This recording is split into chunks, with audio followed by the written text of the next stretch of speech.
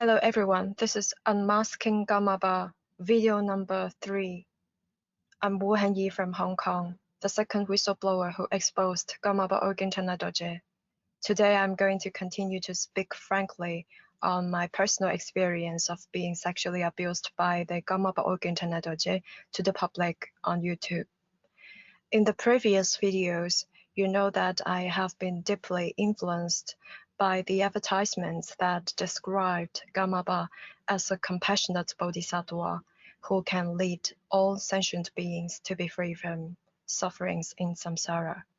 And I have been devoting myself to believe and follow the Karmapa since year 2000.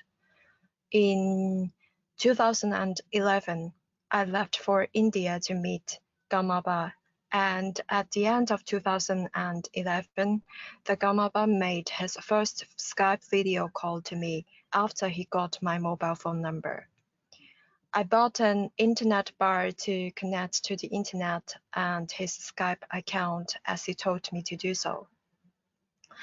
In the first Skype video call, he asked how many siblings that I had, and he asked me if I love my family members, my father, my mother, my sister, and my brothers, etc.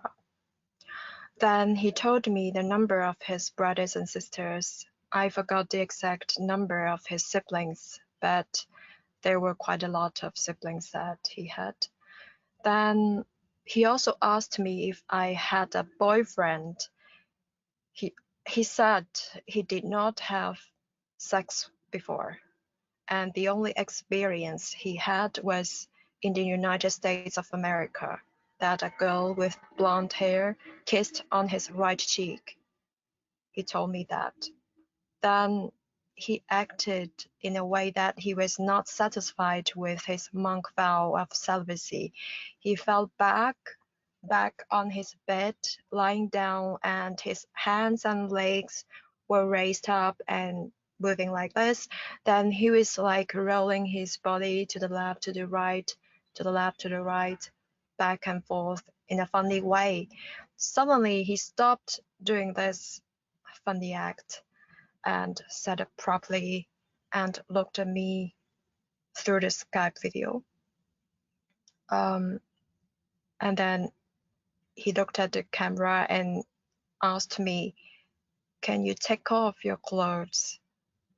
I was shocked at that time, but based on my faith and respect to Vajrayana Guru, I did not hesitate.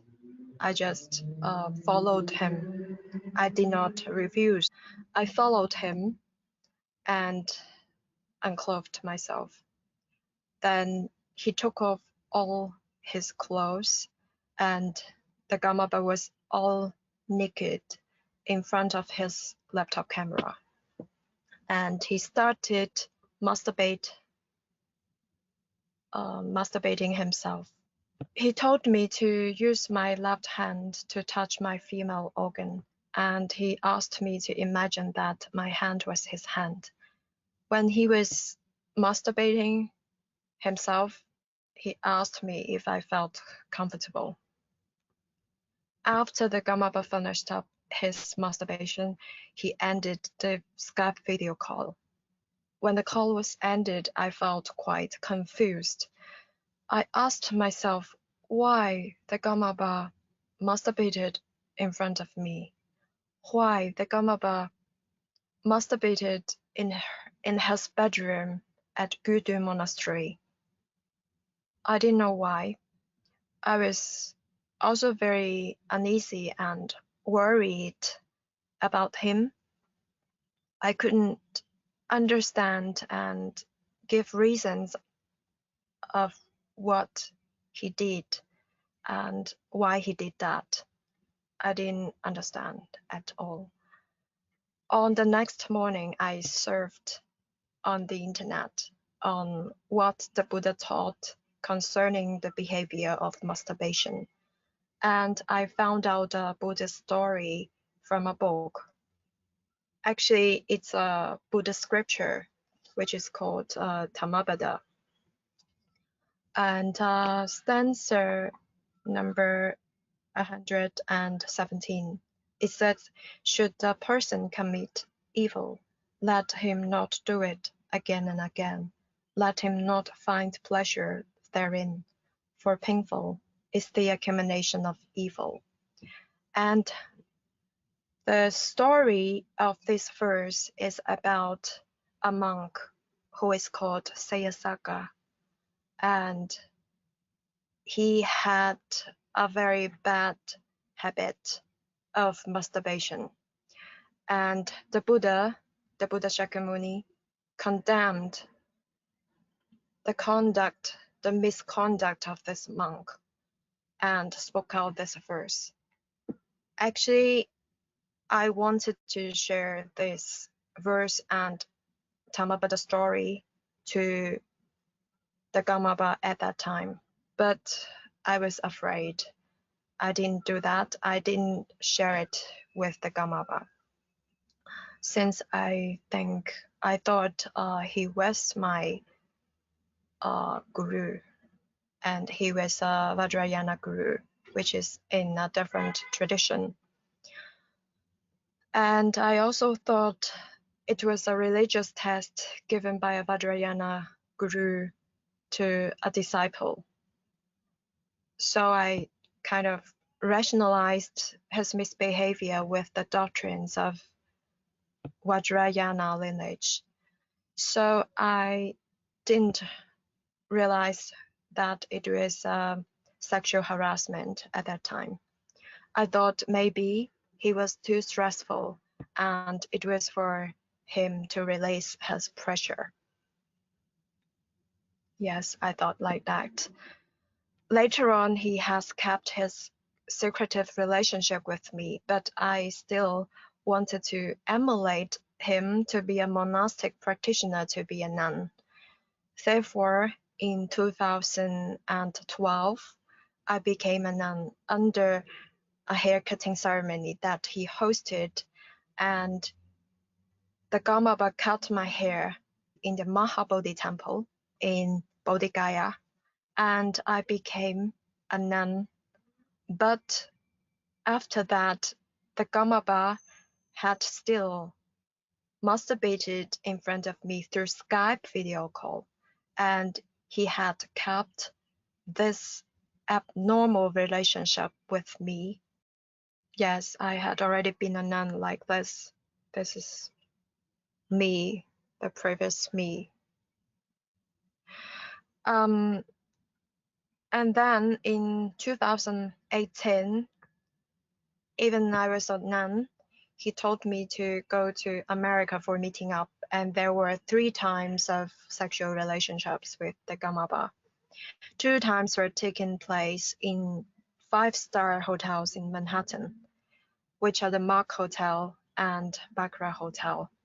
This Baccarat Hotel is located at 28 West 53rd Street, New York. His behaviors towards me were actually unethical, abusive, offensive, and very manipulative. But I have tried to rationalize his misbehavior from time to time from 2011 to 2018. Because I was brainwashed in this religious field. But in 2018, I stopped rationalizing his misbehavior since one of my friends told me he was a big cheater after I shared my experience with her. Her mind was so clear, but my mind was not so clear at that time. She kind of woke me up. Before 2018, throughout all those years from 2011, I didn't realize his hidden sex game towards women, but I know getting mobile phone number and cyber sex are the first step or technique that he used to prey on me as one of his female targets. He was the one who started seducing and confusing me to fall into his trap. I finally realized he was just cheating around to trick women to have sex with him, and his deception is ab initio. The Karmapa is guilty. I think he had committed a crime. Also, I like to warn the female public. If you are targeted by the Karmapa, he will make false promises and trick you into an emotional trap to have sex with him. He will not take any responsibilities and only use you for taking advantages of you. Once you disclose the secretive relationship to the public, he will deny it and smear you as something terrible and let his people spread false information or messages to attack you or use any other ways to control the public opinions to cover up the truth. I would say that Karmapa is crooked-minded, self-centered, and arbitrary. As I remembered, back in 2018 in Manhattan at the Mark Hotel, he commanded me to hide in a wardrobe before he came to the room, and he commanded me to kneel down before him after having sex with him. It made me feel that I was a sex slave, and I felt I was being humiliated. I realized that it was only his arbitrary behavior, that he did it based on his personal desire rather than reasons. I realized what he did is not consistent with what he taught to the public, and of course not consistent to the Buddhist teachings. He teaches people to renounce, but he is not a renunciate. To me, he is not His Holiness. He is an abuser. This is the main reason why I left Tibetan Buddhism. I feel that I have the responsibility to make it known to the public since he is titled as His Holiness Karmapa, who is a very famous public figure who many female disciples followed him and worshipped him. But I have renounced my home, my family, my well-paid job, and my permanent teacher job offer to follow the Karmapa for so many years, 7 to 8 years, and I have lived in India and Nepal for around 6 years. But he still teaches people to renounce this world, pretending he is a holy renunciate. I could only see hypocrisy in him. What is outrageous is that after all these sexual relationships with me, he still commanded me to be a nun. I was in a big struggle, self-doubt and pain inside my heart. I felt so conflicted in my mind.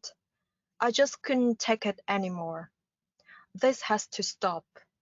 Otherwise, if I'm still being a nun following the Karmapa, the problem will go on and on and on and on, and I will be a double jeopardy forever. These are the books that I had at my home. You see this? The Heart is Noble. And this one. And this is the books I have at home. And this. And also this one. And this one. The Miraculous, the 60th Karmapa. Miraculous. So I will put all these books tomorrow into a paper recycling bin. I would say the biggest mistake I made in my life is that I have known this person. His existence has been misleading me to make a wrong decision or a wrong plan in my life. If I didn't know this person, I would have contributed to my family and the society in a more reasonable and efficient way. I feel sorry that this person, or we shall call this person Little Ox, is absolutely not a bodhisattva, nor His Holiness.